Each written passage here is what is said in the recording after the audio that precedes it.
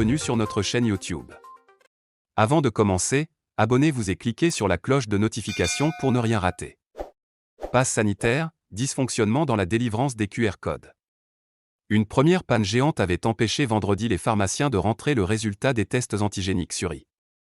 Une nouvelle panne informatique empêche les pharmaciens de délivrer les QR codes nécessaires au pass sanitaire, samedi 14 août depuis 9 h, a appris France Info auprès de Philippe Denry, le vice-président de la Fédération des syndicats pharmaceutiques de France.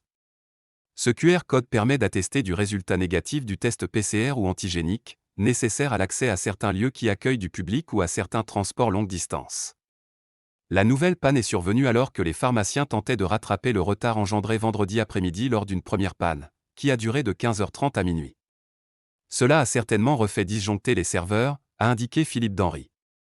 La Fédération des syndicats pharmaceutiques de France est en relation avec le ministère de la Santé et le ministère de l'Intérieur pour savoir d'où vient cette panne aussi longue et trouver des solutions urgentes pour les pharmaciens qui ne savent pas quoi dire aux gens qui viennent se faire tester et pour les patients qui attendent leur passe sanitaire. La première panne avait bloqué une grande majorité des pharmacies sur l'ensemble des 12 000 officines qui font des tests. Un afflux de demandes chaque fin de semaine. La Fédération des syndicats pharmaceutiques de France a fait une réclamation auprès des ministères afin que les formulaires papier donnés par les pharmaciens, en l'absence de QR code, puissent être valables et acceptés comme passe sanitaire, même sans QR code, jusqu'à ce que le problème soit résolu de manière définitive.